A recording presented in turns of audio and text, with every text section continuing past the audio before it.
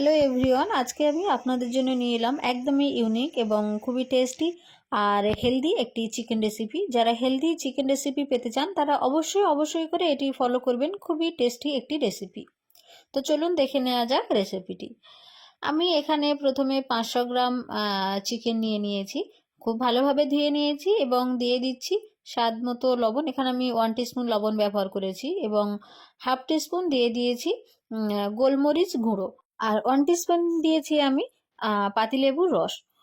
তো এরপরে এগুলো আমি খুব ভালোভাবে মাখিয়ে নেব চিকেনটাতে এবং ম্যারিনেট করে আমি 15 মিনিটের জন্য সাইডে রেখে দেব। এখানে কোনো বেশি মশলার ব্যবহার হবে না, যেহেতু এটি হেলদি চিকেন সেহেতু খুব অল্প মশলাতেই এটা হয়ে যাবে। এরপরে আমি রান্নার জন্য একটা প্যান নিয়ে নিয়েছি এবং এর উপরে দিয়ে দিচ্ছি কুকিং অয়েল। তেলটি গরম হলে আমি এখানে যে চিকেনটা ম্যারিনেট করে রেখেছিলাম লবণ, গোলমরিচ এবং লেবু দিয়ে সেটা দিয়ে দেব। এরপরে এটা আমরা খুব ভালোভাবে নেড়ে নেব। আর এখানে খুব বেশি মশলা ব্যবহার হবে না। এখানে মশলা বলতে ব্যবহার হবে এখানে টক দই। টক দই ছাড়া কোনো সেরকম মশলা কিছুই নেই। যেহেতু এটি হেলদি রেসিপি সেহেতু মশলা ব্যবহার যতটা পারবো আমরা ততটাই কম করব। তো এটা ভালোভাবে নেড়ে দিয়ে আমি ঢাকা দিয়ে দেব 5 মিনিটের জন্য। আমরা কিন্তু এখানে পেঁয়াজ ব্যবহার করব, কিন্তু সেটা কিছুক্ষণ পরে। প্রথমে আমরা কোনো পেঁয়াজ ব্যবহার করব না, ডাইরেক্ট আমরা গরম তেলের উপরেই চিকেনটা দিয়ে দেব। তো 5 মিনিট আমি চিকেনটা ঢেকে রেখেছিলাম, এরপরে খুললাম এবং আরও একবার ভালোভাবে নেড়ে দিচ্ছি। এটা ভালোভাবে নেড়ে দেওয়া হয়ে গেলে আমি আবারও এটাকে ঢেকে দিয়ে দেব এবং আরও 5 মিনিটের জন্যই ঢাকবো। তো আমি আবারও ঢেকে দিলাম চিকেনটা এবং 5 মিনিট পরেই খুলবো। তো দেখা পাচ্ছেন 5 মিনিট পরে খুললে কতটা জল উঠছে, অনেকটা পরিমাণেই জল উঠবে। আর আমরা এটা হাই ফ্লেমে রান্না একদমই করব না, আমরা এটা মিডিয়াম টু লো টু মিডিয়ামে রাখবো। তো সবসময় চেষ্টা করবেন এই চিকেনটা রান্নার সময় মিডিয়ামের মধ্যেই রাখতে। তো এখন আমি এখানে দিয়ে দেব আদা এবং রসুন বাটা। আমি এখানে 1 টিস্পুন আদা এবং 1 টিস্পুন রসুন বাটা দিয়ে দিয়েছি। আদা এবং রসুনটা দেওয়ার পরে আমি চিকেনটা খুব ভালোভাবে নেড়ে নেব। আর এরপরে আমি দিয়ে দেব লবণ। এখানে আপনারা নিজেদের স্বাদ মতো লবণ দেবেন এবং আমি এখানে খুব অল্প পরিমাণেই হলুদ ব্যবহার করছি। আপনারা চাইলে হলুদটা স্কিপ করতে পারেন, কেননা এখানে হলুদ দেওয়ার খুব একটা প্রয়োজন নেই। আপনারা যদি একটু কালারিং দেখতে চান তাহলে হলুদটা ব্যবহার করবেন, না হলে হলুদটা ব্যবহার করার প্রয়োজন নেই এখানে। তো আমি এখানে একটু হলুদ ব্যবহার করেছি। আর এখন হলুদটা এবং লবণটা দিয়ে আমি খুব ভালোভাবে এটাকে নেড়ে নিচ্ছি।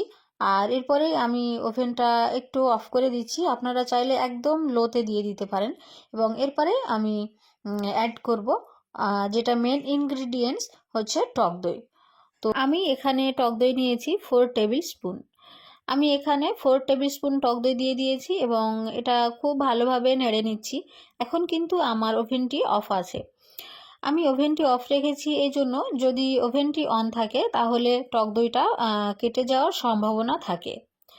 তাই আমি ওভেনটি অফ করে রেখেছিলাম। এখন আমি ওভেনটি অন করে দিয়েছি এবং আরও 5 মিনিটের জন্য আমি রান্না করব এইভাবেই। তো আপনারা চাইলে ওভেনটি একদম লোতে রেখেই টক দইটা দিতে পারেন, খুব একটা অসুবিধা হবে বলে মনে হয় না। তো এখন আমি আরও 5 মিনিট এভাবে রান্না করে নিচ্ছি এবং দেখা পাচ্ছেন অনেকটাই জল ছেড়ে দিয়েছে। আমরা কোনো রকম জলের ব্যবহার করব না। আমি এখানে কোনো রকম জল ব্যবহার করিনি, এগুলো থেকে অনেকটাই জল উঠে আসবে। আর এরপরেই আমি দিয়ে দেব পেঁয়াজ। আমি এই পর্যায়ে এসে পেঁয়াজ ব্যবহার করব। এখানে আমি 1 কাপ পরিমাণে পেঁয়াজ নিয়েছি। আর এখানে পেঁয়াজটা একদমই গলে যাবে না, পেঁয়াজটা একটু গোটা থাকবে, তাহলে খেতে খুবই ভালো লাগবে রেসিপিটি। আর এই রেসিপিটি আপনারা রুটি, নান যেকোনো কিছুর সঙ্গে খেতে পারবেন। খুবই টেস্টফুল একটি রেসিপি। এখন আমি খুব ভালোভাবে এটাকে নেড়ে দিচ্ছি এবং আমি এখন এটা ঢেকে দেব। আমি আরও 5 মিনিটের জন্য এটা ঢেকে দেব এবং 5 মিনিট পরেই দেখব পেঁয়াজটা অনেকটাই গলে যাবে 5 মিনিটে। তো 5 মিনিট হয়ে গিয়েছে, চলুন দেখে নেওয়া যাক এটা খুলে। তো আমি ঢাকনাটা খুললাম এবং দেখা পাচ্ছেন কতটা জল উঠেছে। এখন আমি এটাতে দিয়ে দেব কয়েকটি কাঁচা লঙ্কা, আর দিয়ে দেব হাফ টিস্পুন গোলমরিচ। গোলমরিচটা আমি এখানে অবশ্যই ব্যবহার করব, আর আপনারা সবাই অবশ্যই এটা ব্যবহার করবেন। আপনারা যেহেতু এটা হেলদি চিকেন রেসিপি হচ্ছে, আর আপনারা যারাই গোলমরিচ খান তারা তো এর উপকারিতা এবং টেস্ট অবশ্যই জানবেন। আর অবশ্যই করে এটা ব্যবহার করবেন, তা না হলে কিন্তু আসল স্বাদটা পাবেন না। তো গোলমরিচ এবং কাঁচা লঙ্কা দেওয়ার পরে আমি এটা খুব ভালোভাবে কষে নেব এবং আরও 5 মিনিটের জন্য ঢাকা দিয়ে দেব। আর আমরা এটাতে কোনো এক্সট্রা জল ব্যবহার করব না, যেহেতু আমরা এটা লো টু মিডিয়াম ফ্লেমে রান্না করছি, সেহেতু এটা থেকে অনেকটা জল উঠবে এবং এই জলেই আমাদের রান্না হয়ে যাবে। 5 মিনিট পর ঢাকাটা খুলে আমরা খুব ভালোভাবে এটা কষে নিয়েছি। আর এবার এটাতে আমরা দিয়ে দেব আমাদের লাস্ট ইনগ্রিডিয়েন্টস, ধনিয়া পাতা।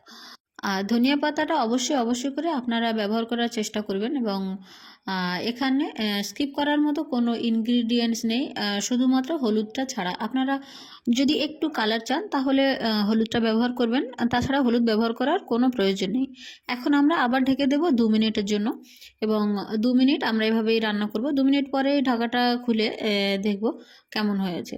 তো এই আমাদের আছে রেসিপি, এবং এখন এটা আমরা খুব ভালোভাবে আরও একবার নেড়ে দেব। আর এখানে আর আমরা বেশিক্ষণ রান্না করব না, বেশ অনেকটাক্ষণ রান্না করা হলো, এবং পুরো রান্নাটা আমরা মিডিয়াম ফ্লেমেই রান্না করেছি। তো এই ছিল আমার আজকের রেসিপি। কেমন লাগলো আজকের রেসিপিটি? আর এটি অবশ্যই করে ট্রাই করে দেখবেন, যারা হেলদি রেসিপি খুঁজছেন তাদের জন্য এটি খুবই হেলদি এবং ইউনিক একটি রেসিপি, অবশ্যই করে ট্রাই করে দেখবেন।